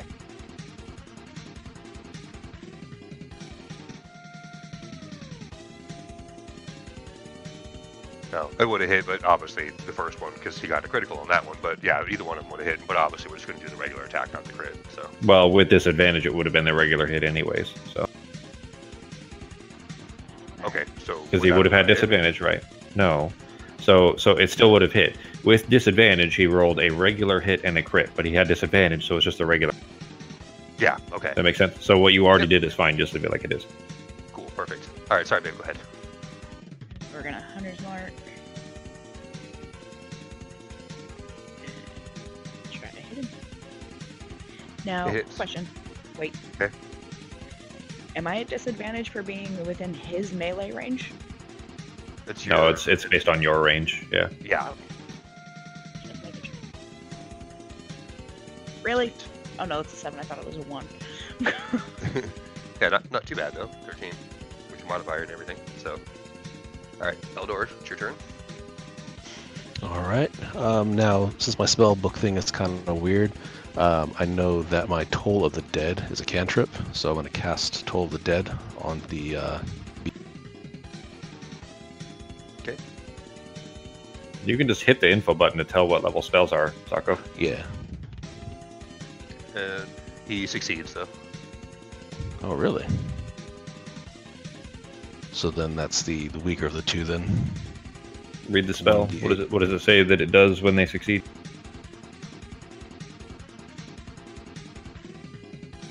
Uh, 1d8 necrotic damage. Well, no. So the difference is between Toll the Dead, that's, the two damages are whether they're hurt or not. What does it do when they? That it looks like nothing at this one. Okay. He has a thing called avoidance, and if he makes a saving throw and it's a success, he only takes half damage. If it's not a success and you're supposed to take half damage, you take 0. And that was a saving throw, right, G? Yeah, that's a save, and if they have to fail to do anything, so that one's what's called a save or suck, and that one failed, so nothing happened. Yeah. Yeah, nothing. Okay. All right, I'm gonna look over to Rav and Akasha and just kind of assess how bad they are. What do they look like? Akasha is still the same, 6 out of 32, so she's not too hurt. And Rav is missing 10 out of 36, so not quite bloodied yet. All right, let me do a bonus action, healing word on Rav. Okay. Well then, Well, at least you got a decent modifier. Yeah, still a help though for sure. Yeah, So I'm now you're only back missing to 3 now, so it's good. Cool. All right. Awesome. that's it. Up next, Rav. I'm going to get +2 for Ghost being on that side. I'm going to spin around directly in before taking a jab, and I'm going to try to trip him as well. Okay. Oh, wait a minute. He's immune to prone G. Oh, okay. Well, I wouldn't know that, so I would still have tried. Okay.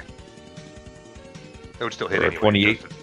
doesn't It does extra damage anyway, so at least it's still worth doing for the extra damage. But I would have still tried, even if it, I would just see that it basically tried and failed, but I wouldn't do it. Yeah, so you go and it does hit, so. All So right, try to and whack my flag. poison, and he's not a favorite enemy. Oh, but he is wounded, so shit, I'm gonna get a lot of damage on this.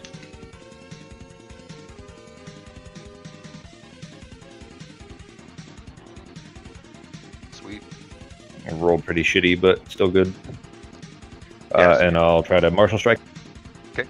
So you go to try to sweep him, and you cut his leg and got a good cut on him, but his leg seems super sturdy. He didn't even seem to dip really, so he's on his Okay. feet still. And that hits. All right. Or another 5. Rolled shitty on that too. Yeah. That's it for my turn. After that, you tell he's pretty beat up. He ain't feeling too good. So. Okay. And she sees that he's not doing too well, so she's actually just gonna try to save herself again, and she goes and hides over behind the giant yak. So, and that's it for her turn. Ghosty's turn. Alrighty. Keep on trying to bite you. One of And my it Oh. dice thing didn't work correctly. I'll have to fix it after.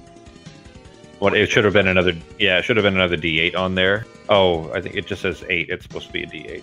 That's probably where the issue is. I'll fix it. Don't worry about it. Okay. It would have been another D8 on top of that, but it's fine. Okay. That missed, babe. Yeah.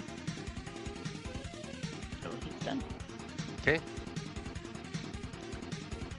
All right. New round. And as soon as that new round starts, again, he was looking pretty rough, and he's just continuing to bleed from that strike that Jeremy did on one of the first rounds there. And he slowly just kind of sits down. Like, he doesn't even fall over. He slowly just kind of sits down like a cat would, and then just like on his paws, and then like falls over on his side and just breathing real hard. But he's not moving though, and his eyes are rolling up in his head, so he ain't moving. Does he, now that he's sitting still, does he look like he's made out of paint, or does he look like normal? Well, I mean, as normal as this creature's supposed to look. No, he's definitely normal. As he was coming out of the painting, when you guys were looking at him, he was getting more and more real as he came out. And then, you know, the easel broke and everything, and he stands there, and he's real for sure. He's not made out of anything odd. He's definitely a giant cat-looking thing with tentacles. So. I'm gonna try to harvest some parts off of him, but I want to talk to the old lady. So explain yourself, old lady. What is this thing? Or are you just drawing things and they're coming to life? She says, I'm sorry about that, dearies. I don't know what it is. The older I get, it seems some of the things that I draw have a life of their own every once in a while. Using some kind of paint. Once in a while? How many times has this happened? She says, oh, a few times throughout the past, I've had a couple interesting things running around. I usually draw more nice things, you know, small cats, you know, even smaller than that one over there, and she points over at Ghost. And puppy dogs, and butterflies. But What made you decide to draw this big beast? I had a dream last night that I was drawing this picture, and I just thought I'd give it a try. I'm gonna check out her paints. I'm gonna cut off the ends of the tentacles for this. I think I'll tell Eldor too that depending on how this thing works, I might be able to maybe use some bits of this thing to make those bullets for him. Not necessarily that same type, but you know, some type anyway. But I want to check her paints out though. Excuse me. Give me an investigation then, please.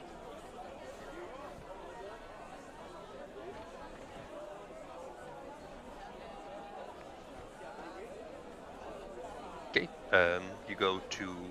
You look at the paints and you go to check them out, and they look just like paint. And you know, you stick your finger in a little bit of yellow and look at it, and it feels like paint and everything. But when you go to stick your finger in it, though, it feels like paint, but it almost feels like there's, you know, some kind of like arcane energy or something in it. So it's not exactly normal. You know, it feels like it almost has a little bit of power pulsating through it when it touches your finger. Can I check for any arcane magic detect? Okay. Just checking the paint. Yeah, just kind of like a Arcana check. Yeah, just roll an Arcana then, please. And are you just looking at the paint, or are you going to check out the brushes and the easels, or what? Pretty much just all the art supplies: easel, brush, paint. Okay. Okay, that's a pretty good roll. You do notice, Sako, that because you see Rav, and he kind of looks at you, and you know, gets this look on his face. Okay, this paint seems kind of weird, so you go over and check it out too. And when you investigate the paint and the canvas, yeah, that's the word. Sorry, that you know, actually you paint on, and then the brushes too. They all feel like they have a magical property to them, and that's pretty good roll. So you get the feeling that they don't do anything independently, but when all three meet each other, then sometimes it does have you know, it doesn't definitely. That's when the magic works, is when all three are put together. So basically, we use that brush with those kind of paints on those special canvases. Where did you get this stuff?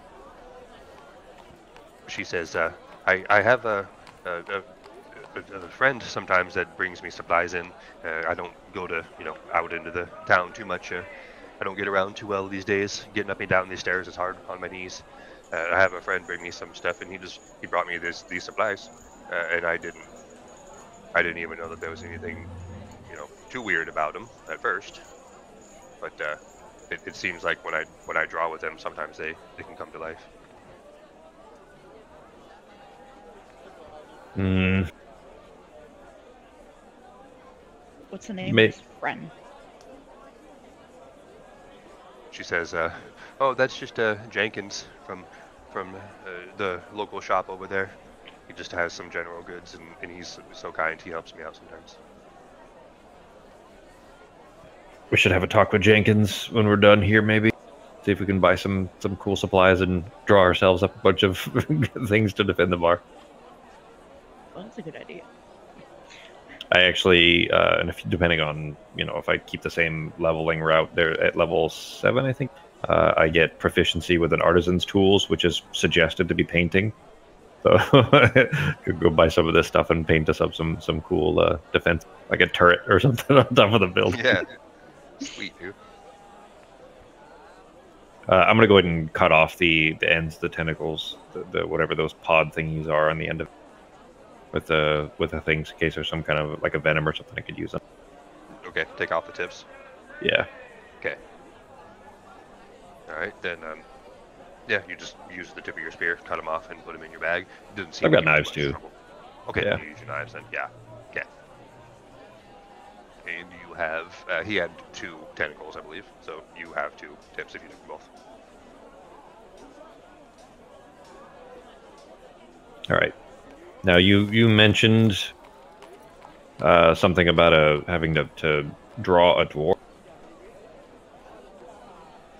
She says, "Yeah, my husband always used to say, painting of a dwarven miner is the key for the door, or one of the keys. I don't even know."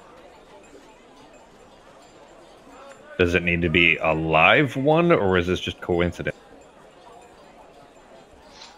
She says, I don't really know the specifics. I'm guessing we would use I could use the supplies and draw the picture for you if you want, because my paintings seem to be a little more than normal, I guess you can say. Well, listen here, midgets. Now, this thing that you drew would have killed you. I mean, it wouldn't have been able to get out of here. It would have. So we saved your life here. So how about the 3 of you come downstairs with us, and you draw. We're going to go look at this door. You can show us where this door is, and then you can draw or paint or whatever you need to do. Whatever's going to satisfy what this door needs to get us in. Sound good? She says, I don't mind painting for you, son, but I won't be able to make it down all those stairs on my own. I think Eldor could probably throw you over a shoulder or something. I'm not too concerned if you all bust hips. She says, okay, just be careful. My old bones can't take it no more. Should draw yourself some Metamucil or whatever it is. Whatever it is that helps old people with their bones. Some osteobiflex or something. There you go. Draw yourself a mechanical or a replacement hip, and then a surgeon to put it in for you. Quick question. Her drawing this, is it gonna take long enough to take a short rest? Maybe while we're sitting in front of the door, I could use one too. So if we sit in front of the door while she's painting, have her take her to paint whatever is going to suffice, then we take a short rest while we're at the door. Sound good? That's what I was thinking. You guys haven't seen anything else, or heard anything else. So the old lady was up here, and then of course, painting. So should be safe to do a short rest. And yeah, it's gonna take her a minute because she's really fucking old. So.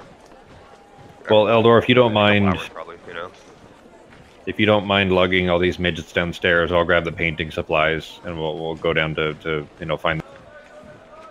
Yep, that's fine. Maybe she could paint me like a heifer later on. Big udders. There you go. paint one of those French girls, except it's a fucking cow. Yeah. Ew. Paint up cowgirl.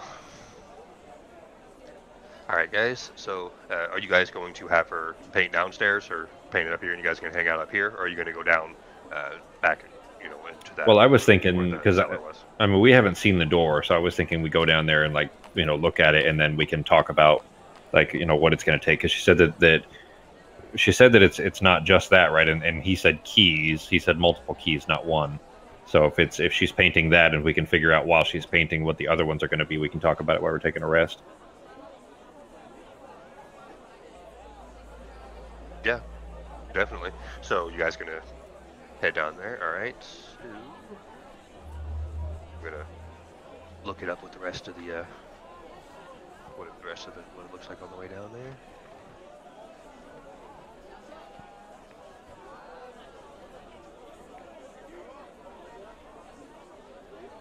All right, so you guys head down the stairs. Decently long staircase. I mean, a good 100 feet or so, and it's pretty wide though too. It's probably 15, 20 feet side to side. So there's definitely plenty of room for all you guys to get down the stairs. And you guys get down to the bottom of the stairs, and you see a corridor in front of you. But wait a minute, it's dark down there. Did you guys have torches or something? Because otherwise you're not seeing any of this. You're just walking in the dark. So. I've got a ton of torches on me. Okay. I think I've got like 10. For some odd reason, I have a bunch. Okay, guys. All right, so yep, and you guys are going down there, walking down another corridor for I don't know, a good just 30 seconds or so. It doesn't take you too long to get down there, and you guys come upon a big door. 1 second, I'll have a visual aid for you. That looks big, giant, fucking stone door. That looks like that. Sheer, but with engravements in it. Can we read it? Is it Dwarvish? It's in Dwarven, yes. Aha. I believe I can speak Dwarvish. Yes, I can. Oh, I can too, actually. Okay, you're looking.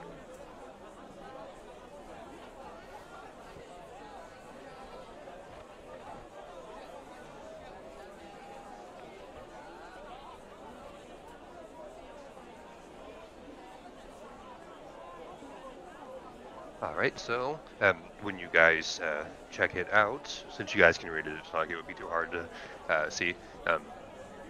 It says,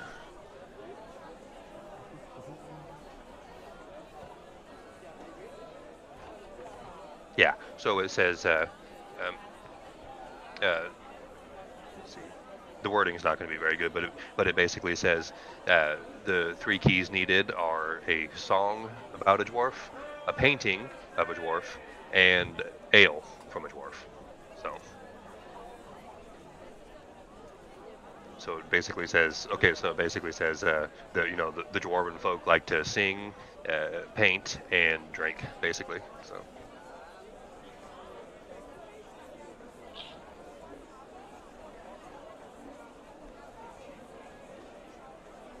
Sorry, I'm taking notes on that. Okay. Me too. Alright, so we don't need a dwarf to sing it, just a song about a dwarf.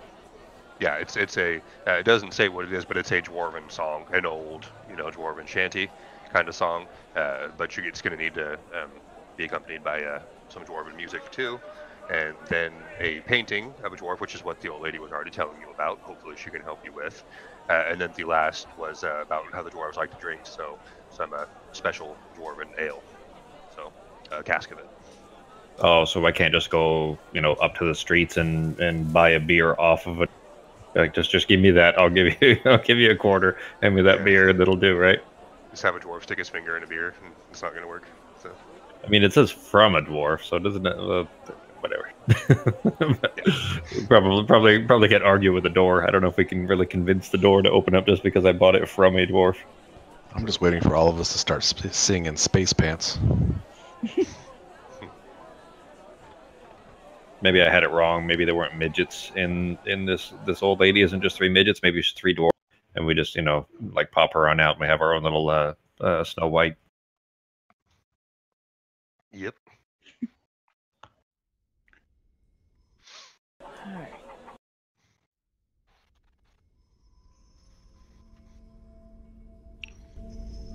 Alright guys, so now that you roughly know what you need, what did you guys want to do? We only got a couple minutes left. But what do you guys want to head off to next? Oh, the lady is still doing the painting. Are you gonna? Oh no, you guys need to take a short rest, and then.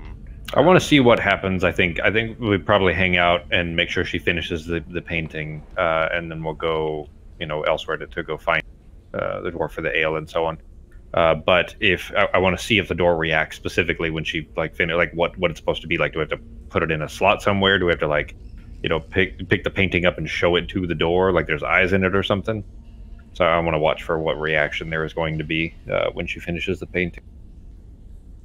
So she's sitting there painting, and it takes her a while. And you guys are taking your rest and talking about this, discussing what you might think the door might be saying, for the keys and everything. And she says, I think I'm done. You come check it out.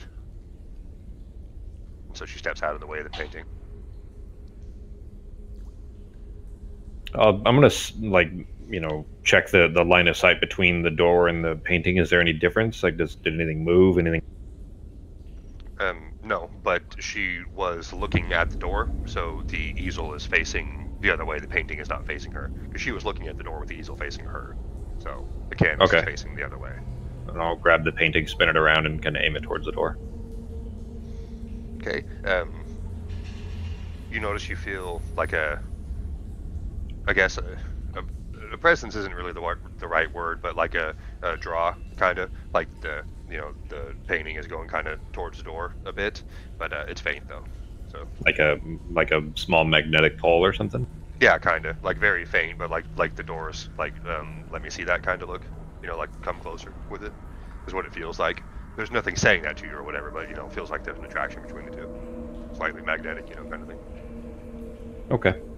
Well, maybe I'm going to set it back then so that it's, you know what, actually, I'm going to take it and I want to hide it a little bit. So maybe move it against a wall, but facing the wall so that it's not visible to the door or anybody that, if anybody else was to sneak down here, they're not going to find it. We don't want to give them one key if they came back with two others. Obviously, the door hadn't, or the vault hadn't been opened, so it's unlikely anybody's going to be coming in behind us, but just in case. Then stash it there. Yeah, and then we can go, go find a song from a dwarf and an ale from a dwarf. Okay, guys, so you set it up, and you head out. Again, uneventful too. There's just the old lady running around. Although, actually, I guess I could reveal. Oh, damn it, I forgot to change. But Colleen, yeah, she's just hanging out there still. So you guys just gonna... We'll take her back upstairs since it was difficult for her to climb down the ladder and would have stairs and stuff to get down here. So we'll take her back upstairs to her and lock the door behind us, I guess, and then go off to go find the dwarf stuff that we need. All right, guys. Dwarf parts. If only it was that simple. Just hack one up, throw a leg and a finger and stuff. Just keep throwing parts at the door until it opens. Yeah, just string them up like a marionette and have them dance. Duo jig. Okay, so are you guys heading back to your tavern? You guys going to the Yawning Portal, Skewer Dragon? What you guys doing? We'll probably just go to the nearest bar. So, I mean, we'll just go find a dwarf at a nearest bar or whatever the nearest dwarven bar is specifically. But we can, obviously at time anyway, so we'll probably do that next week. That sounds good.